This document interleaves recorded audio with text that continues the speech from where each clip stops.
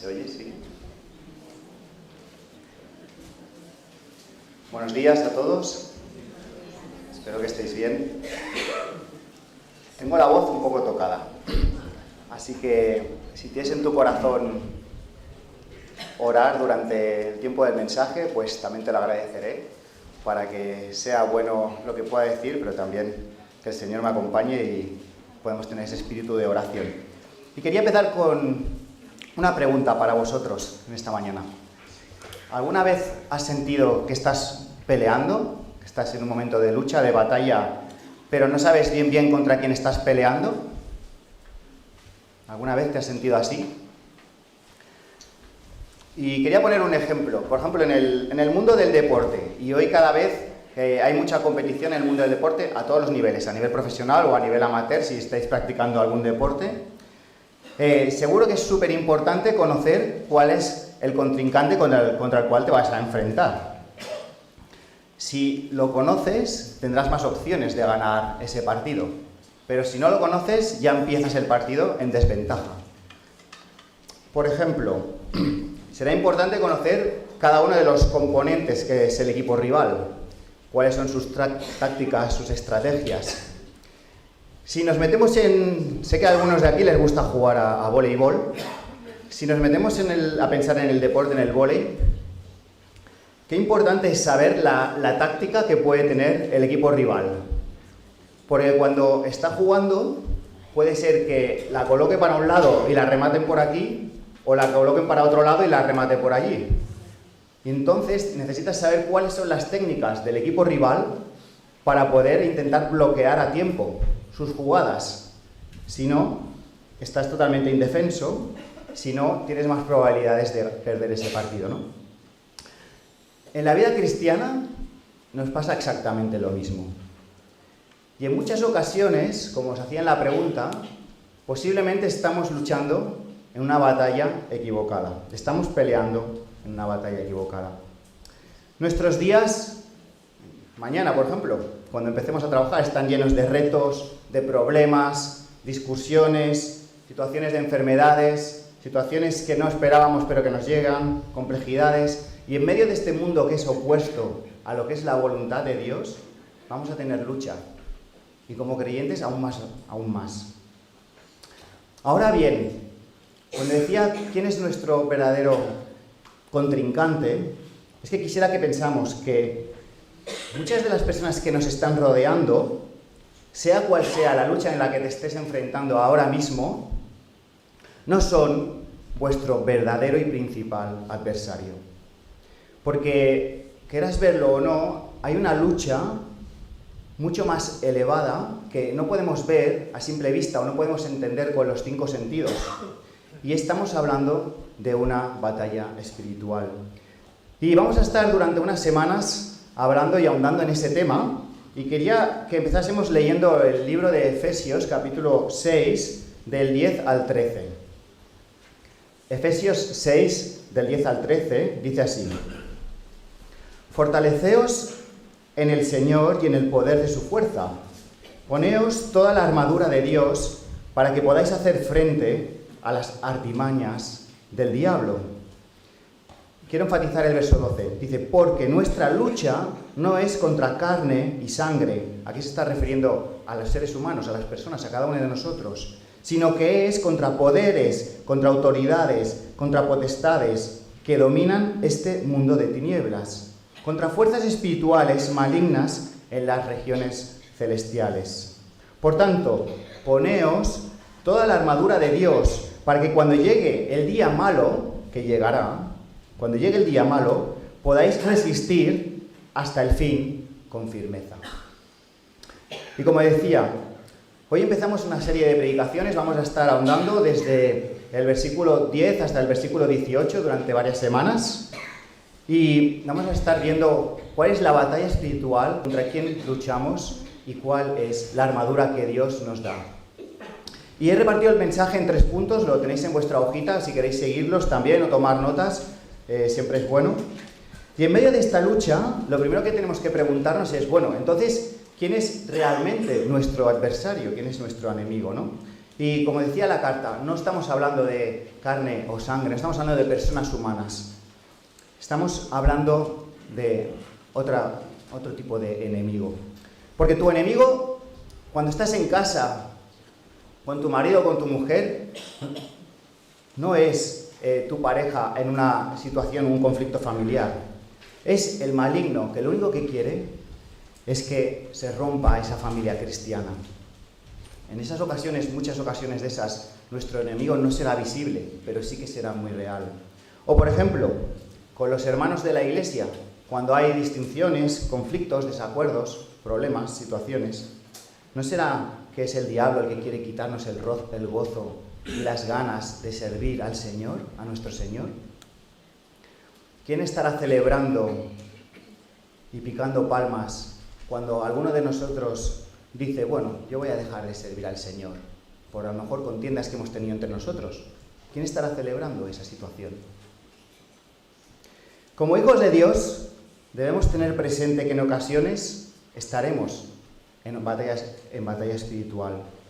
Y puede ser que estemos fijándonos contrariamente en quién es nuestro enemigo. No caigamos en el victimismo de las circunstancias. Mira, es que a mí me pasa esto, o es que me dijeron aquello, o es que mira por lo que pasa en mi casa. No caigamos en estas situaciones, porque hay situaciones estas situaciones, muchas de ellas están conectadas, no todas, ¿vale? Luego veremos ese aspecto, pero no todas, pero muchas de ellas están conectadas también a una batalla profunda, una batalla que no vemos, una batalla espiritual. Por tanto, ¿a quién estás culpando hoy de la situación que puede ser que tú estés pasando? Porque nuestro enemigo principal, como decía, es Satanás. Mirad, su nombre mismo lo revela. Satanás en hebreo quiere decir adversario o quiere decir enemigo. Y Satanás, el diablo, quiere que ignoremos y que le ignoremos, que quiere pasar totalmente desapercibido, quiere que no lo tengamos en cuenta.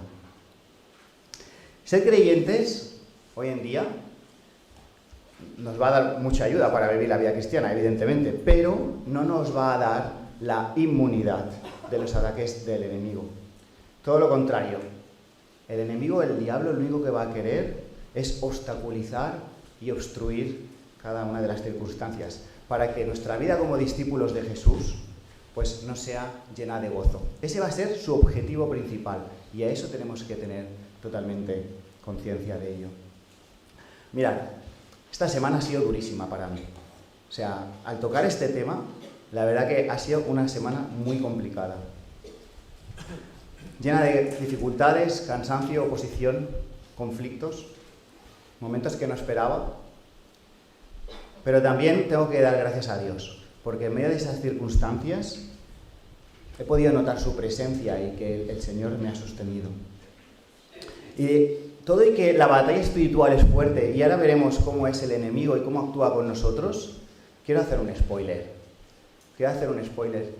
Porque hemos estado adorando al Señor, hemos estado hablando de lo que es la mesa, y el spoiler es que la victoria ya está marcada en el Señor. La victoria es del Señor. A pesar de lo que vayamos a ver quién es nuestro enemigo, la victoria es del Señor. Y puede ser que, como soldados de Jesús, en ocasiones perdamos algunas batallas. Podrá ser, ¿vale? Pero la guerra ya está ganada en el Señor. ¿Amén? Muy bien, pues como decía al inicio, vamos a ir viendo cómo es aquel que es nuestro verdadero enemigo. Y creo que es importante que conozcamos también, ¿no? Y uno de los momentos importantes es ver cuál es su origen, cuál fue su origen. Entonces, cuando abrimos la Biblia y vamos a Ezequiel 28 o Isaías 14, nos revela que Satanás no siempre fue un enemigo de Dios.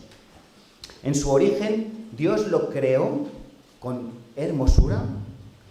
Fue un ser creado por Dios, pero que su hermosura y su poder hicieron que se llenase de orgullo. Y ese orgullo lo llevó a rebelarse contra aquel que era Dios. Mirad, si leemos Ezequiel 28, desde el versículo 11, he cogido algunas partes desde el 11 al 17, y dice así: así dice el Señor omnipotente, Eras un modelo de perfección. Eras lleno de sabiduría y de perfecta hermosura. Estabas en el Edén, en el jardín de Dios. Estabas adorando con toda clase de piedras preciosas. Dice el verso 14, fuiste elegido querubín protector. Desde el día que fuiste creado, tu conducta fue irreprochable, hasta que la maldad halló cabida en ti. Dice el verso 17, a causa de tu hermosura te llenaste de orgullo, a causa de tu esplendor corrompiste tu sabiduría. Vemos que Satanás era un ángel creado por Dios, una criatura bella, llena de poder, llena de sabiduría, llena de conocimiento. Fue creado para servir a Dios. Su tarea era proteger el trono de Dios, pero él se rebeló contra Dios a través de su orgullo y de su soberbia. Sigue también diciendo Isaías 14, el verso 13 y el verso 14, dice Isaías 14. Hablando del diablo, decías en tu corazón, subiré hasta los cielos, levantaré mi trono por encima de las estrellas de Dios. Aquí las estrellas de Dios se refiere a los ángeles. Gobernaré desde el extremo norte, dice el texto. Subiré a lo más alto de las nubes, está diciendo el texto, y dice que seré semejante al Altísimo, seré semejante a Dios. Esas eran sus pretensiones, lo que él quería. Además, la Biblia nos enseña en Apocalipsis que Satanás persuadió a un tercio de los que eran los ángeles creados por Dios para servir a Dios y los persuadió para rebelarse contra Dios. Estos ángeles que siguieron a Satanás esperaban que con Satanás gobernarían de una manera mejor que gobernando con Dios. De esta manera, nuestro adversario principal formó un ejército lleno de maldad. Un ejército que hoy en día sigue luchando contra los propósitos que Dios tiene para cada una de nuestra vida, para aquellos que somos cristianos. No permitas que este conocimiento que podemos tener del diablo, del enemigo, te acobarde hoy. No permitas que eso haga que paralice tu fe, porque como ya decía antes, la victoria es del Señor. La victoria es del Señor. Dice 1 de Juan 4:4, el que está en ti, es decir, Jesús, el que está en nosotros, es mayor que el que está en el mundo, es decir, nuestro verdadero enemigo. Y ahora que hemos visto un poco cuáles fueron los orígenes del diablo, es importante que también entendamos cuáles van a ser sus intenciones. Como decía, el diablo tiene un propósito claro, y es pervertir y frustrar los propósitos de Dios para nuestra vida y para cada uno de sus hijos. Y cuando abrimos la palabra y vemos cada uno de los nombres que le irá poniendo la palabra a quién es nuestro adversario, podemos entender cuáles son sus intenciones hacia con nosotros, cuáles van a ser sus jugadas, de qué manera nos va a querer hacer daño. Y la primera de ellas es que el diablo difama. El diablo difama. Es más, la palabra diablo quiere decir difamador. Él va a estar con el objetivo principal de manchar la reputación de Dios. Es decir, nos hará pensar que a lo mejor Dios no es 100% real. Y entrarán pensamientos en tu mente donde va a querer difamar esa realidad. Nos hará pensar, bueno, quizás Dios no es tan poderoso como pone la palabra. ¿Será cierto lo que dice la Biblia? Y todos estos pensamientos van a entrar en tu mente y va a estar de una manera difamando lo que es la verdad de Dios. Otra de las cosas que habla la Biblia en Juan capítulo 8, 44, y lo dice Jesús mismo, dice que Satanás es padre de mentira. Será experto en tergiversar lo que es la verdad. Él va a querer sembrar dudas, va a querer crear confusión. Por ejemplo, va a hacerte pensar, tú puedes orar a Dios, pero Dios no te va a escuchar. Dios no me escucha, como no responde mis oraciones. Y va a ser muy sutil la manera en que actúa, pero diciendo medias verdades va a intentar siempre engañarte. Otra de las intenciones o acciones que quiere hacer el diablo para hacerte caer es la tentación. El diablo nos va a tentar. Y cuando vamos a Mateo 4 vemos que Jesús mismo fue tentado. Y es que el enemigo va a actuar en nosotros como un tentador externo. Desde fuera va a querer tentarnos. Va a buscar distorsionar o buscar cuáles son nuestras pasiones para hacernos caer. Buscará que a través de la seducción, a través del engaño, de una manera muy sutil, nos va a presentar. Y además, a cada uno va a hacer tentaciones personalizadas, tentaciones a medida, a cada uno de nosotros. Ya lo hizo con Jesús. Cuando vemos que al capítulo 4 le hace unas preguntas muy concretas para hacerle caer. Pero Jesús respondió con la palabra de Dios. De la misma manera va a hacer con cada uno de nosotros para intentar hacernos caer. Pero hay una cosa que es importante que tengamos clara. Satanás va a intentar de todas las maneras hacernos caer, pero Satanás no puede obligarnos a pecar. Quiero insistir en ello. Satanás no puede obligarnos a pecar. ¿Vale? Sí que va con todas sus estrategias, estratagemas, con todo su poder, va a intentar hacernos caer, pero no puede obligarnos a pecar. El pecado va a ser un resultado de nuestra propia voluntad, de nuestras decisiones personales. Él puede intentar hacernos caer, pero va a ser nuestras decisiones personales las que van a hacer que caigamos. Y quería ahí también hacer un matiz, ¿no? Porque una cosa serían las tentaciones externas, y que es el enemigo que nos está atacando, y otra cosa son nuestros deseos internos, en cuanto a querer hacer o sucumbir a los placeres de este mundo y tomar decisiones en contra de la voluntad de Dios. Y eso también es pecado. La Biblia lo nombra en Santiago, por ejemplo. Por lo tanto, tenemos tentaciones externas a través de nuestro enemigo, y estamos hablando de él, pero también tenemos deseos internos hacia pasiones que son totalmente desordenadas o separadas de la voluntad de Dios.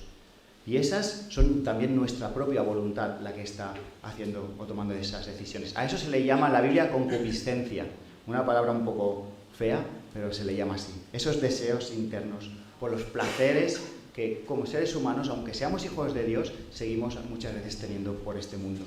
Así que, como decía, podemos tener tentaciones externas o deseos internos, pero las decisiones personales son nuestras para tomar la responsabilidad.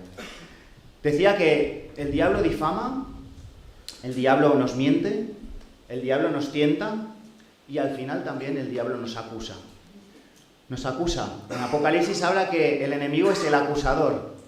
Y sabéis, cuando una vez hemos caído en pecado, es verdad que tenemos que tomar conciencia de ello. Es verdad que tenemos que ir al Señor, arrepentirnos por el pecado que hemos cometido. Es verdad que tenemos que evitar caer, ¿no? Pero el diablo va a usar como acusador todo ese sentimiento de culpa, todo ese sentimiento de vergüenza interior para hacerte sentir que no eres verdaderamente un hijo de Dios. Para hacerte sentir de que no vale la pena, para hacerte sentir de que no eres suficiente, para debilitar tu fe, para hacerte sentir de que no eres un buen cristiano. Así que cuidado con también esas acusaciones y que podamos estar firmes, arrepentirnos, ir al Señor y abrazarnos a Él.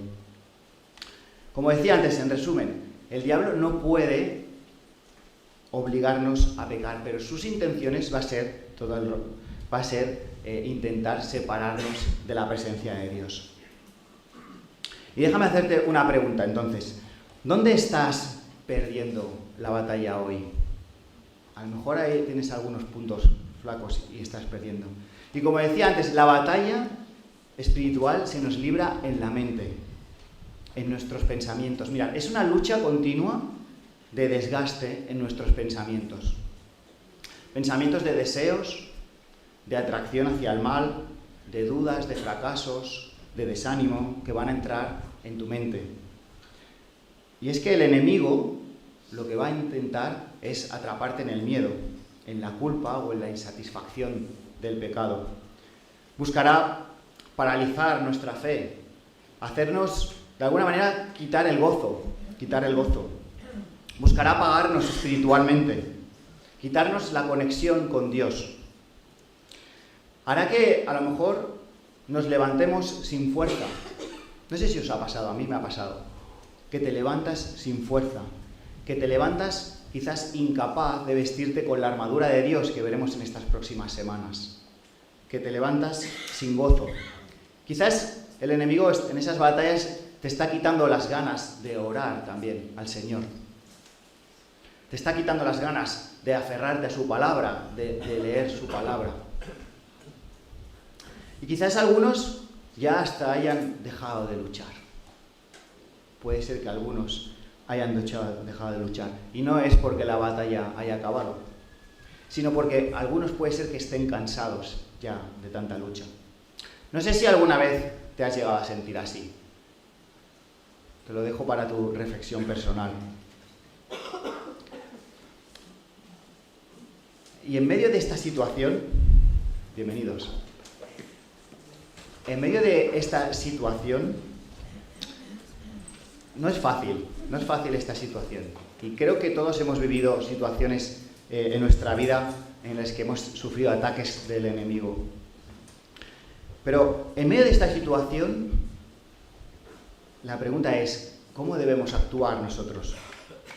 Mirad, a partir del texto que hemos leído, de Efesios 6, versículo 10, dice el verso 10, y el primer punto sería, ¿cómo debes actuar? Pues el primero de todo es, permanece firme en el Señor, permanece firme en Cristo. Dice, fortaleceos en el Señor y en el poder de su fuerza. ¿Y cómo puedo hacer esto?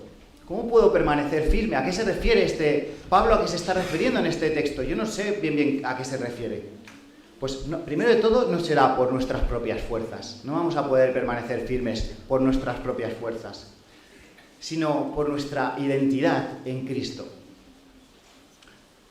Entender y permanecer firme en que a pesar de que las circunstancias que se esté pasando, yo soy un hijo de Dios. Yo soy salvado por Dios. Dios me protege.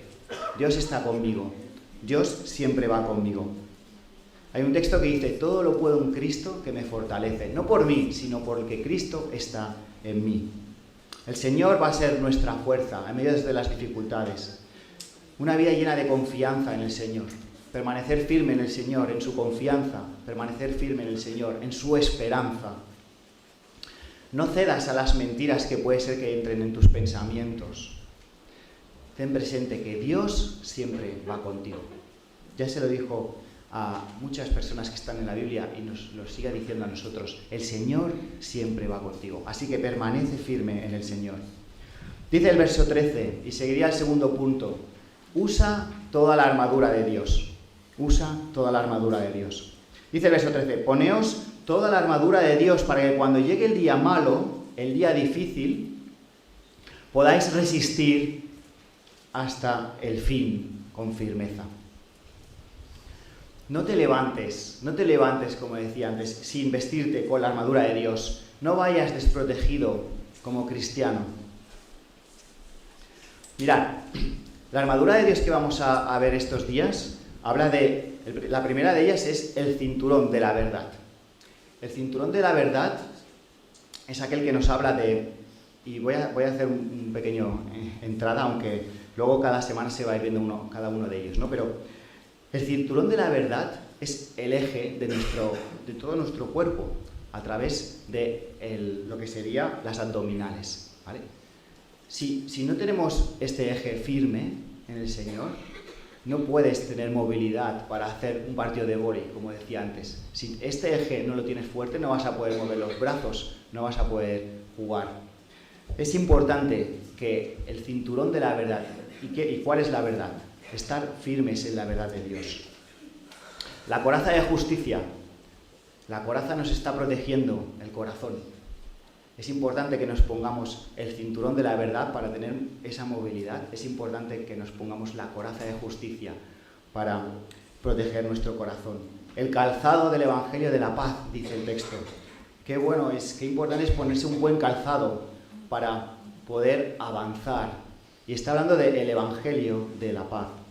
Es importante ponernos ese calzado adecuado para poder luchar y para poder avanzar. El escudo de la fe, ese escudo que va a proteger de los dardos, dice la palabra, del enemigo, es tener fe en el Señor.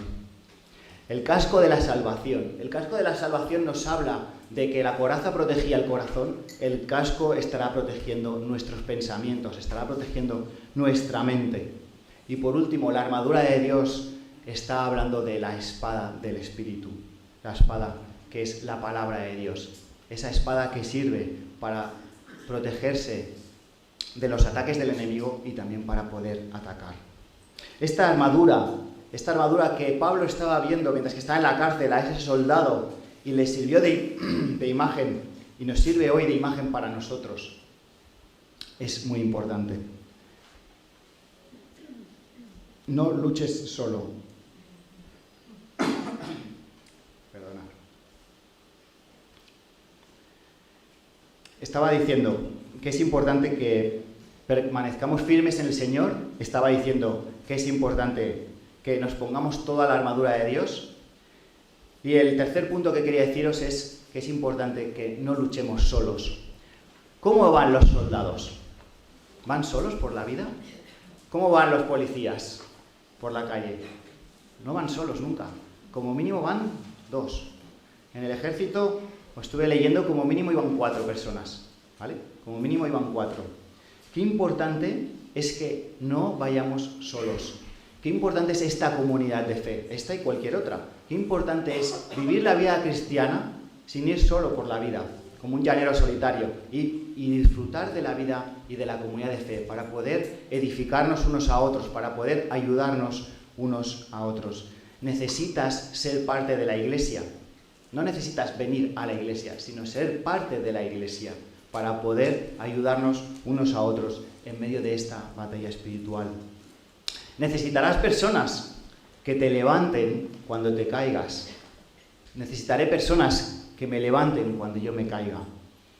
Personas que nos ayuden a fortalecernos unos a otros, que nos ayuden a crecer, a ser mejores soldados de Cristo. Por lo tanto, te diría, no vayas solo por la vida, no te aísles, sé parte de tu iglesia, sé parte de la vida cristiana. Hemos hablado de estar firmes en el Señor, de ponernos la armadura de Dios, de no aislarnos, de no ir solos. Y por último, y la Biblia habla de eso en el verso 18, la oración. Qué importante es la oración. Mirad, estoy convencido de esta frase: las mejores batallas se ganan cuando uno ora de rodillas, cuando uno está de rodillas. Necesitamos ponernos de oración en las batallas que estamos sufriendo. Estas van a ser las maneras que podemos luchar contra el enemigo. Ahora, quisiera que me escuchases con todo tu corazón. Mirad, no estás peleando para conseguir la victoria. Estás peleando ya desde la victoria. Porque como decía antes, la victoria ya es del Señor y el Señor ya la consiguió en la cruz. Dice Juan que en este mundo tendremos aflicción. Pero dice él, tened ánimo. Dice, porque yo ya he vencido al mundo. Dice el Evangelio de Juan. Bueno, está diciéndolo esto Jesús, ¿vale? En el Evangelio de Juan. Dice, en el mundo tenéis aflicción, tendréis problemas. Pero tened ánimo, porque yo ya he vencido al mundo. Por lo tanto, estamos peleando desde la victoria. En Cristo no peleamos para obtener la victoria. Peleamos desde la victoria. Porque Él ya la consiguió, como estábamos recordando antes, en la cruz. En la cruz ya conquistó toda la guerra por nosotros. En la cruz se entregó voluntariamente. En la cruz Jesús derrotó todo el pecado. En la cruz Jesús derrotó a la muerte y derrotó al enemigo. Y dice Hebreos 2:14, en la cruz Jesús anuló mediante su muerte el poder de aquel que tenía la muerte, es decir, el diablo. Es decir, el diablo que tenía el poder para morir, para hacernos morir, en la cruz Jesús ya anuló ese poder. Por lo tanto, Jesús consiguió que en la cruz el enemigo fuera despojado, fuera derrotado y fuera vencido. Mirad, Jesús tiene autoridad y en su nombre, podemos sentirnos que nosotros hemos sido y obtenido ya la victoria. Romanos 8:31 dice que si Dios es con nosotros, ¿quién contra nosotros? Si Dios es con nosotros, ¿quién contra nosotros? Recordemos que nuestra mayor lucha espiritual no es contra carne ni sangre, no es contra cada uno de nosotros, aunque a veces nos lo podemos hacer un poquito mal, y a veces podemos equivocarnos, y a veces podemos jugar de ciertas maneras para hacer pasar mal uno al otro. Pero que la mayor lucha que tenemos, nuestro mayor enemigo, no es contra carne y sangre, no son las personas, es el diablo que quiere hacernos creer que aún tiene poder para sucumbir, poder para separarnos de Dios. Pero Cristo ya venció en la cruz. Por eso, yo os diría que no vivamos como derrotados. No vivamos como derrotados. Vivamos como alguien que se siente que ya ha sido vencedor, no por uno mismo, sino porque ha aceptado a Jesús en su corazón y ahora el Espíritu Santo mora en cada uno de nosotros. Dice Romanos 8:37, en todas estas cosas somos más que vencedores por medio de aquel que nos amó. En todas estas cosas somos más que vencedores por medio de aquel que nos amó. Y mañana, cuando te enfrentes en la lucha, mañana cuando vayas al trabajo o al instituto, cuando empiecen los problemas, cuando llegue la tentación, cuando quizás llegue el enemigo con ese punto que quiere desanimarte, recuerda quién eres, recuerda que eres un hijo de Dios y recuerda quién va contigo siempre en esa lucha. Recuerda que el Señor siempre va contigo. En Jesús somos más que vencedores. ¿Amén? Amén. Muy bien, pues vamos a orar. Sí, Señor, gracias por tu palabra, Señor. Sabemos que la lucha que tenemos en el día a día no es fácil, pero sabemos quién va con nosotros. Sabemos que podemos estar firmes en ti. Sabemos que podemos estar fuertes en ti. No por nuestras fuerzas, no por quién somos, no por nuestros talentos, sino por ti. Señor, ayúdanos en nuestras batallas, Señor. Ayúdanos en nuestras luchas, en nuestras tentaciones. Ayúdanos, Señor, a poder tomar buenas decisiones. Decisiones que se acercan a ti, que te abrazan a ti. Señor, ayúdanos a recordar que no vivimos en derrota, sino que somos más que vencedores porque tú ya venciste en la cruz. Muchas gracias, Señor. En el nombre de Jesús. Amén.